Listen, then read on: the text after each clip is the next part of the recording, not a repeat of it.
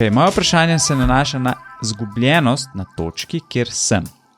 Sem samski, v vezi še nisem bil, dvorim pa eni punci že drugo leto.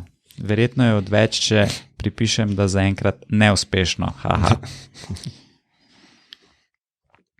Aha, a Jani, to je vse isto, kaj je malo iz drugih.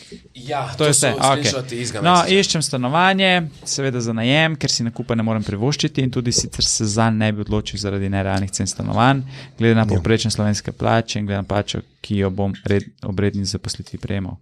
Nekako se bojim življenja v stanovanju, ker samote nisem vajen, zaposlitve se ne veselim, ker vem, da bom imel manj časa za hanganje s frendi.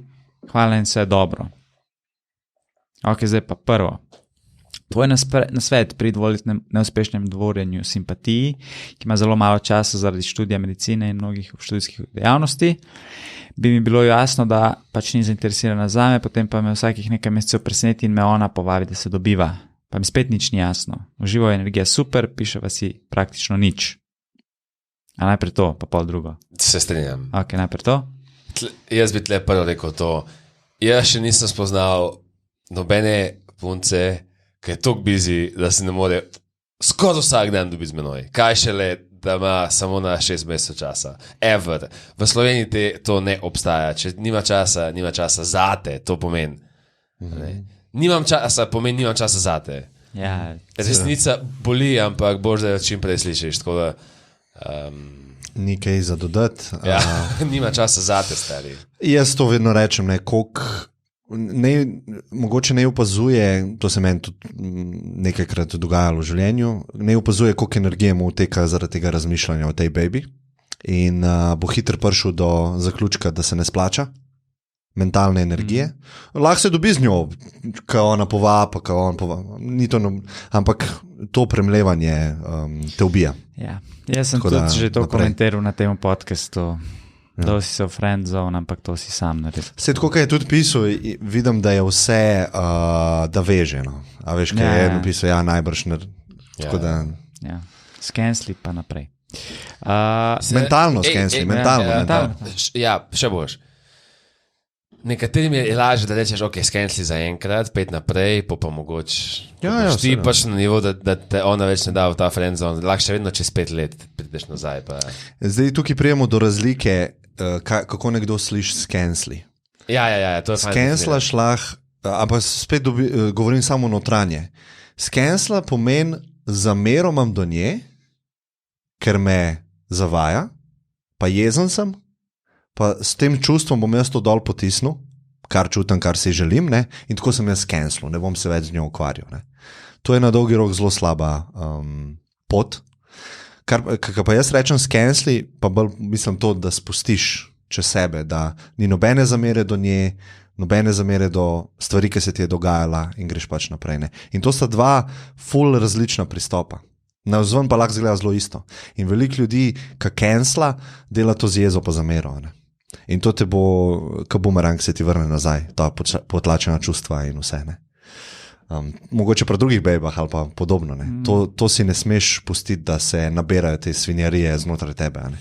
No, kaj je alternativa temu, da ne čakaš več, ampak da eskaliraš ta odnos do točke, ko ona reče, da je ni več udobno, in ko priješ do te točke, ker lahko da tam, da sam pač ni probo. Ona se vsake pol leta, koliko z njim dobi, in je tako, ajde, če me dan skušne, super. Možno, in pa ona čaka in tam, da sam nekaj govori, in tako, tam ne me nikom ne bo kušno.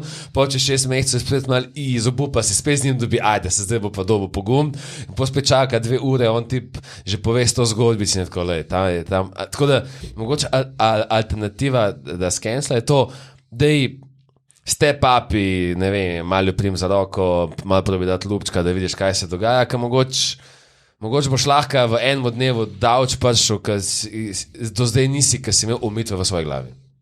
Sam zdaj po tokom času je to izredno težko. Torej, jaz bi raje rekel. Sicer ne poznam situacije, ne, ampak jaz ne bi šel. No, jaz bi rekel, če imaš jajca, če imaš jajca, to daj boljš. Če nimaš jajca. Zdaj veš z nekim novim pogumom prijeti in se začne čisto drugače obnašati. To v velikih primerih bo bedno izpadlo. Ne, veš kaj je mogoče. izpade bedno, fejlaš, rejectaš si, mogoče mu bo to dal pogon, pa bo zdaj pač malo prej za naslednjo. To pa ja. Ja, tako da.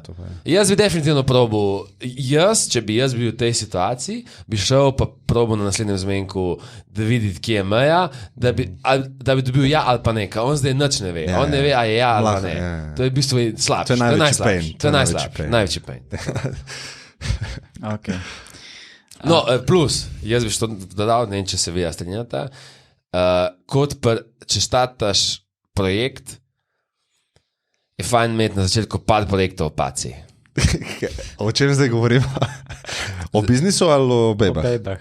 Da je tle isto. Ko ti začenjaš, lahko je imeti več kaj že temu reče, več polen v ognju.